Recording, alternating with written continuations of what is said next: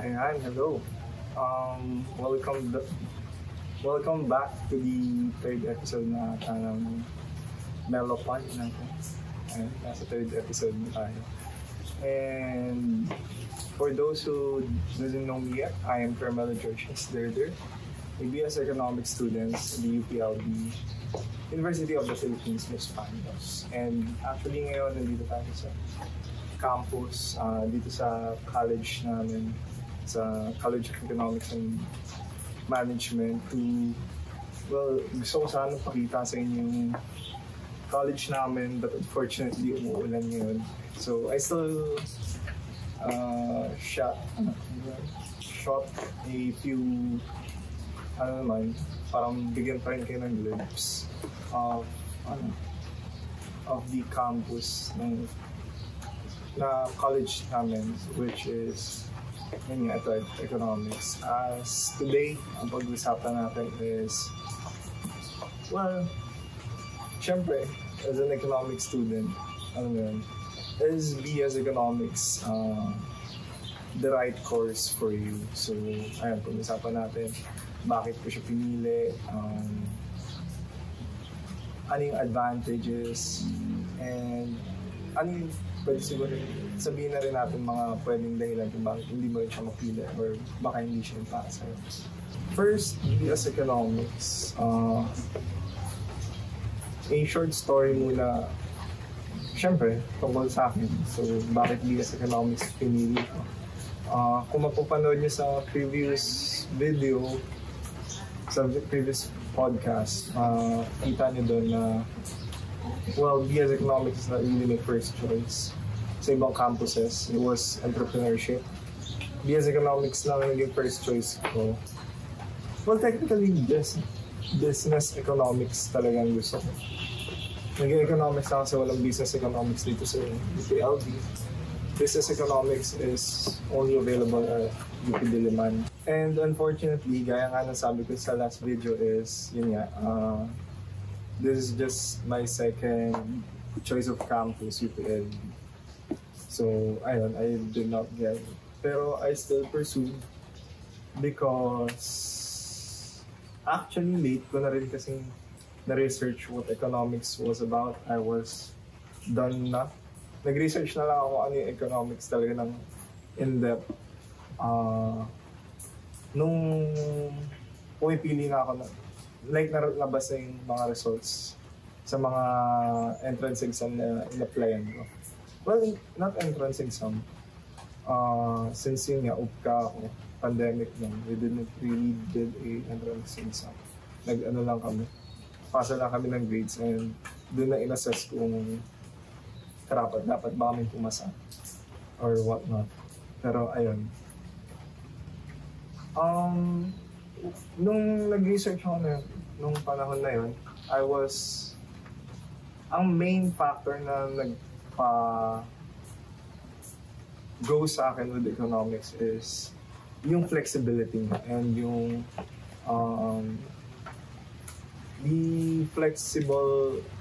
the vast amount of opportunity na pwede mong makuha and different selection of jobs na pwede mong kunin once you've graduated. So marami kang path kasi na pwedeng gawin if you're an economics student. And isa pang maganda sa economics kasi wala rin siyang boards. So although pwedeng maging masama yun kung like gusto mong maging top-notcher kasi wala kang like to say na you're the best. Pero for some, feeling ko goods yun. It's an pros para sa kanila yun na walang boards yung econ. So, ano ba yung mga multiple paths na sinasabi ko on why you should take economics? Isa na dito is yung una, magandang pre-law ang economics. So, you can use economics as pre-law kasi sa economics,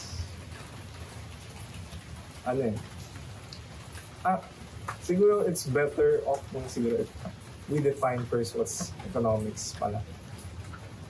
So, yeah, let's go back muna. So, i-hold muna natin yung facts na sinasabi ko. Economics, what is economics? Economics is a social science that deals with allocating scarce resources to people's unlimited wants. So alam naman natin, yung wants natin, there's two things, needs and wants. Yung needs natin, yun yung mga kailangan mo talaga para mabuhay. Like water, food, wants, that's yung iba doon kadalasan luxury na lang. And people have unlimited wants. And that's where the study of economics comes in. Kasi we try to study how we would allocate yung, alam naman natin na limited na yung resources dito sa Earth.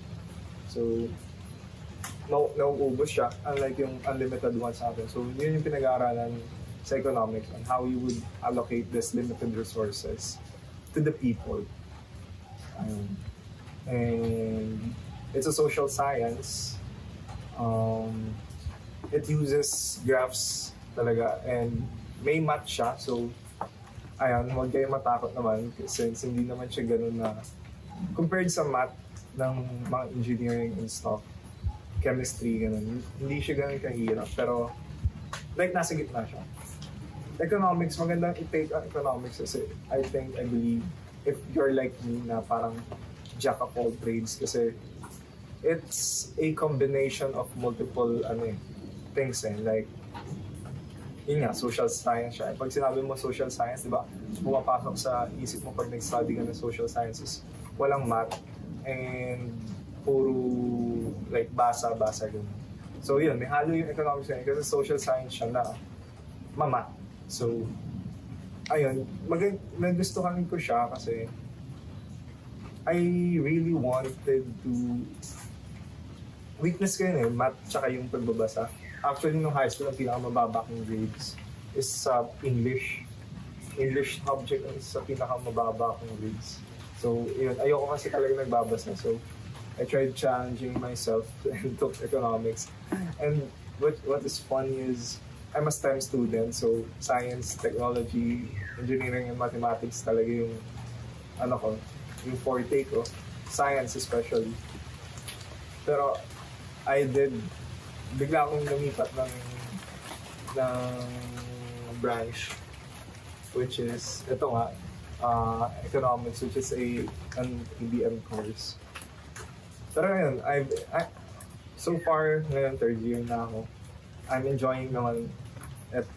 I'm very much enjoying it, and I'm actually acing it because I really love the subject naman. And ayun, isa processing reason din kung bakit ko siya pinili is because economics, pag sinabi mo kasi economics, ang pumapasa din sa isip mo yung pag-aaral ng pera. And syempre, before I was, well, hindi ko naman siya ikakaya, pero I was really driven by money. Like, ano yung course na magbibigay sa akin ng money. And feeling ko pag nag-study ako ng economics, I'd understand how money works, like, and how the world truly runs. So, ayun, tinake ko siya. And, ayun, so far, I'm satisfied naman with the outcomes. And, ayun, so, yeah, math, social science. So, mamat siya, mamat, and marami rin siyang mabasahin. So, kaya maganda rin siyang law. Ayun, so balik tayo dun sa sa multiple paths na sinasabi ko kanina. Yung maganda siyang pilo. Una kasi, economics may accountancy siya. Sa law may doon, business, may yung mga taxation, gano'n, alam ko may ganun sa pilo. Then, since social science and economics, and ko rin magbasa, like, meron din mga, ang economics kasi, lalo na, there's two branches kasi of economics, the macroeconomics and microeconomics. They're the two major branches. Pili ko naman, kung yung audience ko naman is high school students, pili ko na aral nyo naman ito ng grade 9. Grade 9 kayo, may economic subject tayo. So, macroeconomics, it's a study of economics as a whole. So, yung looking at a bigger picture, like, mostly dito pag iniisip mo, involved na dito yung government, GDPs, doon pumapasok yung mga GDP, unemployment rates, mga ganun. So, yung microeconomics naman, siya yung mas specific, mas more on sa firms siya, more on interactions ng consumers and producers, yung mga firms tsaka tao. So, dito papasok yung mga profit maximization, paano makapag-optimize ng profit yung isang company, paano sila ng cost, minimize sila ng cost, minimal cost as possible. Kasi syempre, as a company, you want to have the lowest cost by having the highest profit possible. So, that's microeconomics.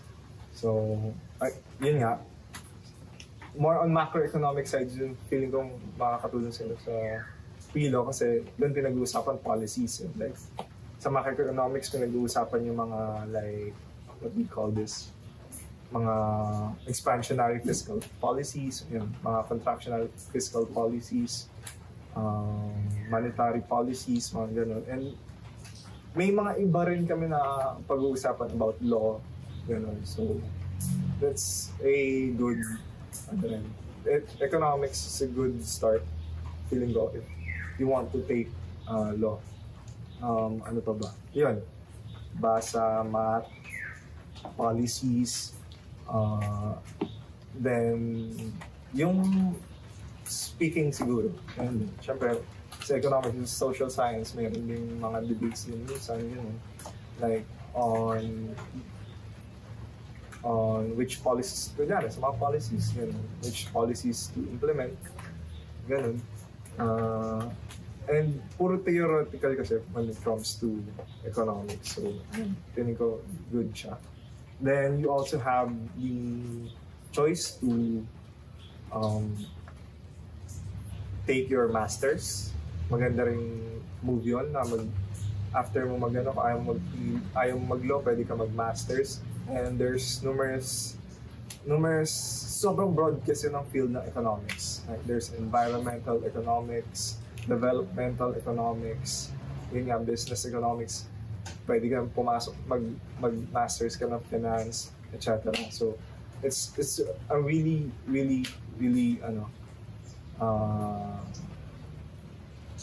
wide field na marami kang pwedeng maging choices nila. Then, aside from that, kung ayaw mo na mag-aaral, pwede ka rin magtrabaho sa government. There's NEDA, Bangko Sentral, kung gusto mo mag-Bangko Sentral ng Pilipinas. Then there's the research, kung gusto mong mag-research. Then, kung gusto mong ganon, pwede ka rin mag-take, gaya ng sabi ko kanina, masters after masters. Kung gusto mo, pwede ka mag-PhD, pwede kang pumasok sa academe. Then, ano pa ba? Ito, the reason why I chose it, I want to start my own firm. I want to be an entrepreneur pa rin naman. And yun nga, entrepreneurship naman kasi talaga ang first choice ko, but I lean towards economics kasi gaya na sabi ko kanina, nag-research ako deeper about it. Parang yun nga, I saw na mas marami kasing opportunities sa economics. And in case man na magbago yung isip ko, lalo na high school pa lang naman ako, and I've given myself a room for error pa talaga kasi syempre, but well, they say your brain fully develops lang pag 25 years old ka na, so pwedeng mali mo, impulse ko pa rin yan. Like the way I chose STEM, nag-STEM ako pero biglang economics yung pinasok kong course, so I took economics because of that.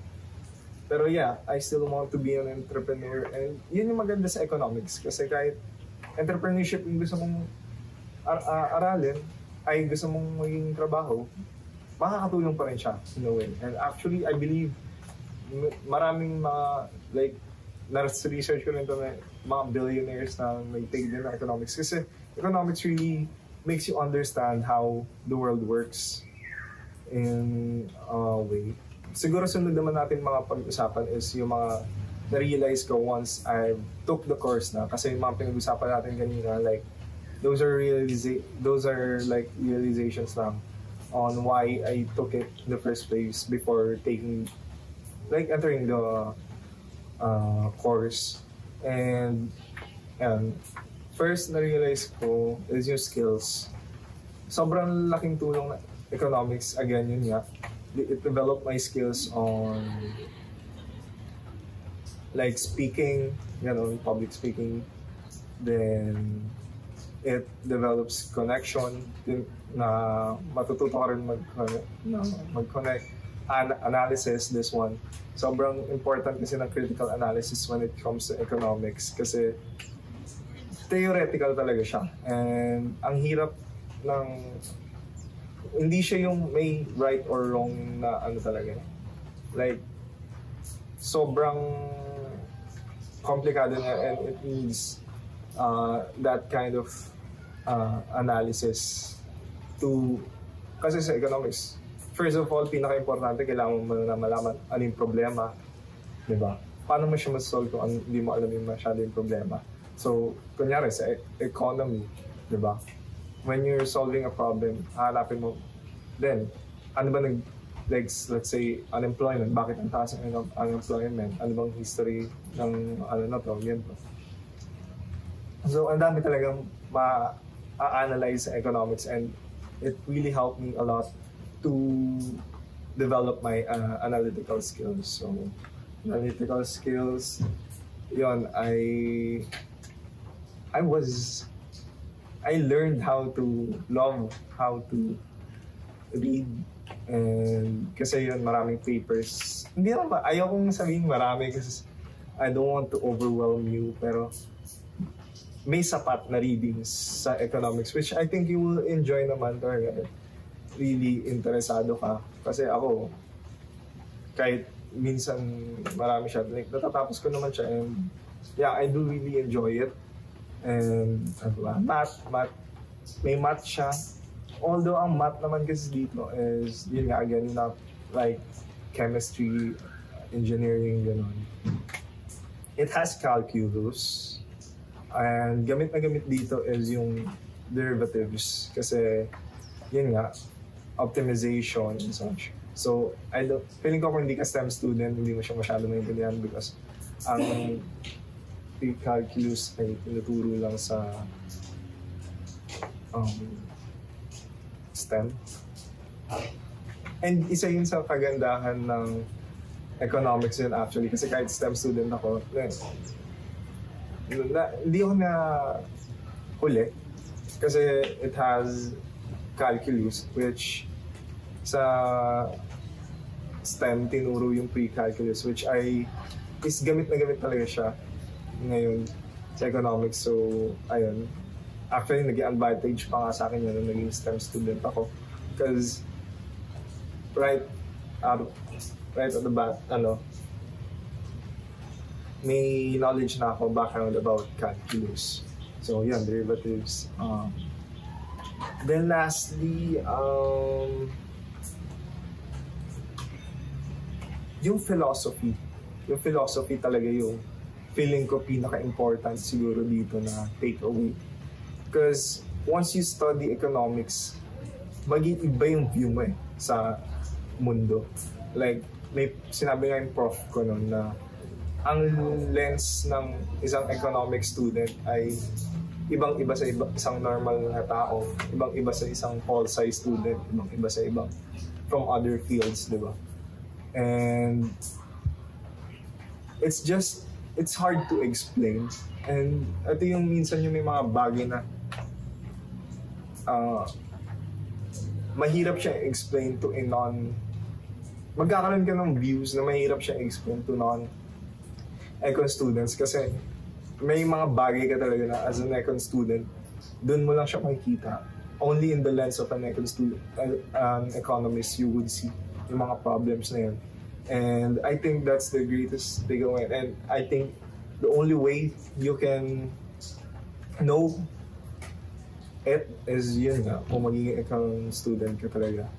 And ayun, siguro pag-usapan is why you should not take it why you should not take it is because masyado siyang broad. Siguro kung gusto mo na may specific talaga, ayun, baka hindi para sa yung econ. And kung gusto mo yung mga sinasagutan mo, like, meron talaga specific answer. Ayun, medyo hindi, dun yung econ kasi, well, madalas sa mga problems sa economics, wala naman kasi talaga siyang specific answer na parang in the study of philosophy din na parang minsan puro tanong lang, tapos like, minsan hindi mo rin naman masagot pa by that time.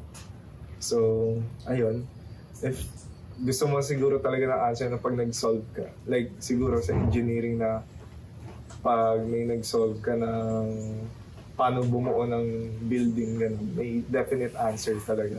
Sa economics kasi madalas wala or madalas maraming ways to answer it. Like, for example, curbing inflation. So maraming methods to do it and may mga disadvantage. And sa economics kasi there's something that you called there's such thing, philosophy na sinasabi na there's no such thing as free lunch. So lahat kasi talaga, when you understand economics, lahat dito is may trade-offs, may opportunity costs.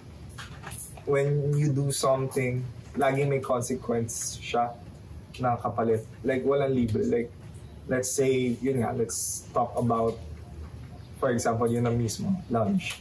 May nag-aya sa'yo ng tropa mo na mag-lunch, kunyari, and sabi niya, libre niya. Well, yes, libre yung lunch, pero not necessarily libre siya in an economic sense. Kasi, if you would look at it on economics side, may opportunity cost yun. Like, let's say, for example, yung time na yun na igugugulin mo to have lunch with your friend, pwedeng ang opportunity cost niya. Opportunity cost is the cost of not doing the next best alternative dun sa pinili mong choices. Which is, malay mo, may exam ka nung na yun. So, pinagpalit mo yung oras mo. Kasi hindi na naman pera ang pinag-uusapan sa economics. So, there's time, there's effort, di ba? So, pwedeng yun. Pinagpalit mo yung time mo for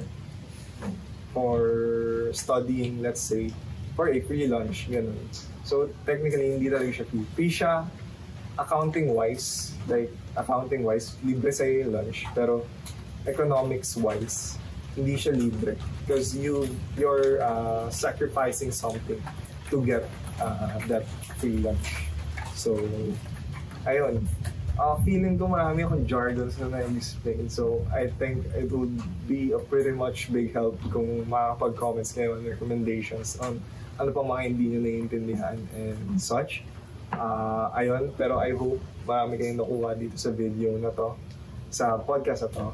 And if you have questions, yun nga, I still have my Google. So, don't be shy to ask me at my Gmail.